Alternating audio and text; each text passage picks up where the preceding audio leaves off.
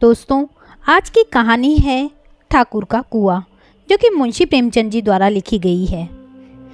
इस कहानी के माध्यम से प्रेमचंद जी ने हमारे समाज में व्याप्त जाति प्रथा की सबसे घृणित परंपरा, छुआछूत के कारण तिरस्कार, अपमान और मानवीय अधिकारों से वंचित जीवन जी रहे अछूतों की सामाजिक और आर्थिक स्थिति को बयां किया है। ठाकुर का कुआं स्वच्छ पानी के लिए तरसते अछूत जीवन की व्याप्त कहानी है। तो चलिए कहानी शुरू करते हैं।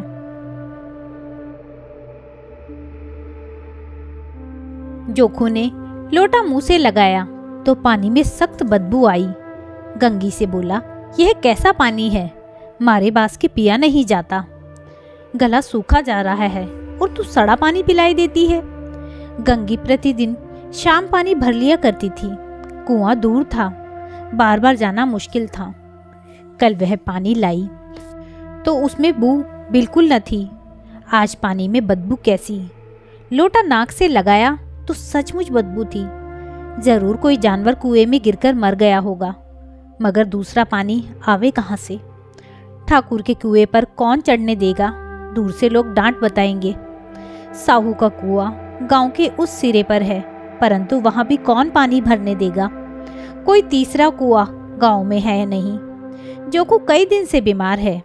कुछ देर तक तो प्यास रोके चुपचाप पड़ा रहा, फिर बोला, अब तो मारे प्यास के रहा नहीं जाता। ला थोड़ा पानी नाक बंद करके पी लूं। गंगी ने पानी न दिया। खराब पानी पीने से बीमारी बढ़ जाएगी, इतना जानती थी, परंतु यह न जानती थी कि पानी को उबाल देने से उसकी खराबी जाती रहती है। बोली, यह पानी कैसे पियोगे, न जाने कौन जानवर मरा है। कुएं से मैं दूसरा पानी लाई देती हूँ। जोखू ने आश्चर्य से उसकी ओर देखा। पानी कहाँ से लाएगी? ठाकुर और साहू के दो कुएं तो हैं, क्या एक लोटा पानी ना भरने देंगे? हाथ पांव तुड़वा आएगी और कुछ ना होगा, बैठ चुपके से। ब्रह्म देवता आशीर्वाद देंगे, ठाकुर लाठी मारेंगे, साहू जी 1 के 5 लेंगे। गरीबों का दर्द कौन समझता है। हम तो मर भी जाते हैं तो कोई द्वार पर झांकने नहीं आता। कंधा देने की तो बड़ी बात है, ऐसे लोग कुएं से पानी भरने देंगे। इन शब्दों में कड़वा सत्य था। गंगी क्या जवाब देती, किंतु उसने वह बदबूदार पानी पीने न दिया। रात के 9 बजे थे। थके मांदे मजदूर तो सो चुके थे। ठाकुर के दरवाजे पर 10-5 बेफिक्रे जमा थे। मैदानी बहादुरी का तो अब जमाना न रहा है, पर मौका। कानूनी बहादुरी की बातें हो रही थी। कितनी होशियारी से ठाकुर ने थानेदार को एक खास मुकदमे में रिश्वत दी और साफ निकल गए। कितनी अक्लमंदी से एक मार्के के मुकदमे की नकल ले आए। नाजिर और मोहतमिम सभी कहते थे नकल नहीं मिल सकती। कोई 50 मांगता, कोई 100। यहाँ बेपैसे कौड़ी नकल उड़ा दी। काम करने के ढंग चाहिए। इसी समय गंगी कुएं से पानी लेने पहुंची। कुप्पी की धुंधली रोशनी कुएं पर आ रही थी। गंगी जगत की आड़ में बैठी मौके का इंतजार करने लगी। इस कुएं का पानी सारा गांव पीता है। किसी के लिए रोक नहीं, सिर्फ ये बदनसीब नहीं भर सकते। गंगी का विद्रोही दिल रिवाजी पाबंदियों और मजबूरियों पर चोटें करने लगा। हम क्यों नीच हैं और ये लोग क्यों ऊंच है? इसलिए कि ये लोग गले में तागा डाल लेते हैं। यहाँ तो जितने हैं एक से एक छठे हैं। चोरी ये करें, जाल फरेब ये करें, झूठे मुकदमे ये करें। अभी इस ठाकुर ने तो उस दिन बेचारे गडरिये की भेड़ चुरा ली थी और बाद में मारकर खा गया।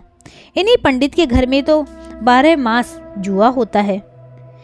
यही साहू जी तो घी में तेल मिलाकर बेचते हैं, काम करा लेते हैं, मजदूरी देते नानी मरती है। किसी किसी बात में हमसे ऊंचे हैं। हम गली गली चिल्लाते नहीं कि हम ऊंचे हैं, हम ऊंचे हैं। कभी गांव में आ जाती हूँ तो रस भरी आंख से देखने लगते हैं, जैसे सबकी छाती पर सांप लौटने लगा है। परंतु घमंड यह है कि हम ऊंचे हैं। कुएं पर किसी के आने की आहट हुई। गंगी की छाती धक धक करने लगी। कहीं देख ले तो गजब हो जाए, एक लात भी तो नीचे न पड़े। उसने घड़ा और रस्सी उठा ली और झुककर चलती हुई एक वृक्ष की आड़ के साये में जाकर खड़ी हुई। कब इन लोगों को दया आती है किसी पर।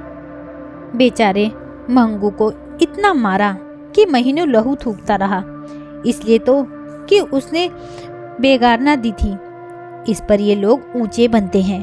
कुएं पर स्त्रियां पानी भरने आई थी। इनमें बात हो रही थी, खाना खाने चलें और हुक्म हुआ कि ताज़ा पानी भर लाओ। घड़े के लिए पैसे नहीं हैं। हम लोगों को आराम से बैठे देखकर जैसे मर्दों को जलन होती है। हाँ, यह तो ना हुआ कि कलसिया उठाकर भर लाते, बस हुक्म चला दिया कि ताज़ा पानी लाओ, जैसे हम लौंडिया ही तो हैं। लौंडिया नहीं तो और क्या हो तुम? रोटी कपड़ा तो नहीं पाती, 10-5 रुपए भी छीन छपट कर ले ही लेती हो। और लौंडिया कैसी होती हैं? मत लजाओ दीदी, छिन भर आराम करने को भी तरस कर रह जाते हैं। इतना काम किसी दूसरे के घर में कर देती तो इससे कहीं आराम से रहती। ऊपर से वह एहसान मानता। यहाँ काम करते करते मर जाओ, पर किसी का मुंह ही सीधा नहीं होता। दोनों पानी भरकर चली गईं तो गंगी वृक्ष की छाया से निकली और कुएं की जगत के पास आई। बेफिक्रे चले गए थे। ठाकुर भी दरवाज़ा बंद कर अंदर आंगन में सोने जा रहे थे। गंगी ने क्षणिक सुख की सांस ली। किसी तरह मैदान तो साफ हुआ। अमृत चुरा लाने के लिए जो राजकुमार किसी जमाने में गया था, वह भी शायद इतनी सावधानी के साथ और समझबूझ के साथ न गया हो। गंगी दबे पांव कुएं की जगत पर चढ़ी। विजय का ऐसा अनुभव उसे पहले कभी न हुआ था। उसने रस्सी का फंदा घड़े में डाला, दाएं बाएं चौकन्नी दृष्टि से देखा, जैसे कोई सिपाही रात को शत्रु के किले में सुराग कर रहा हो। अगर इस समय वह पकड़ ली गई तो फिर उसके लिए माफी या रियायत की रत्ती भर उम्मीद नहीं। अंत में देवताओं को याद करके उसने कलेजा मजबूत किया और घड़ा कुएं में डाल दिया। घड़े ने पानी में गोता लगाया, बहुत ही आहिस्ता, जरा भी आवाज न हुई। गंगी ने 2-4 हाथ जल्दी जल्दी मारे। घड़ा कुएं के मुंह तक आ पहुंचा। कोई बड़ा शहजोर पहलवान भी इतनी तेजी से ना खींच सकता था। गंगी झुकी कि घड़े को पकड़कर जगत पर रखे कि एकाएक ठाकुर साहब का दरवाजा खुल गया।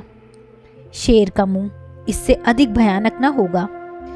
गंगी के हाथ से रस्सी छूट गई। रस्सी के साथ घड़ा धड़ाम से पानी में गिरा और कई क्षण तक पानी में हिलकोरे की आवाज सुनाई देती रही। ठाकुर, कौन है? कौन है? पुकारते हुए कुएं की तरफ आ रहे थे और गंगी जगत से कूदकर भागी जा रही थी। घर पहुंचकर देखा कि जोखू लोटा मुंह से लगाए वही मैला गंदा पानी पी रहा है। तो दोस्तों, यह थी कहानी ठाकुर का कुआं। यह कहानी आपको कैसी लगी मुझे कमेंट करके ज़रूर बताइएगा। यदि कहानी अच्छी लगी हो तो कहानी को लाइक कीजिएगा, शेयर कीजिएगा और मेरे चैनल को सब्सक्राइब करना ना भूलिएगा। साथ ही बेल आइकन प्रेस करना ना भूलिएगा ताकि हर आने वाली कहानी का नोटिफिकेशन आपको मिलता रहे। कहानी सुनने के लिए बहुत बहुत धन्यवाद।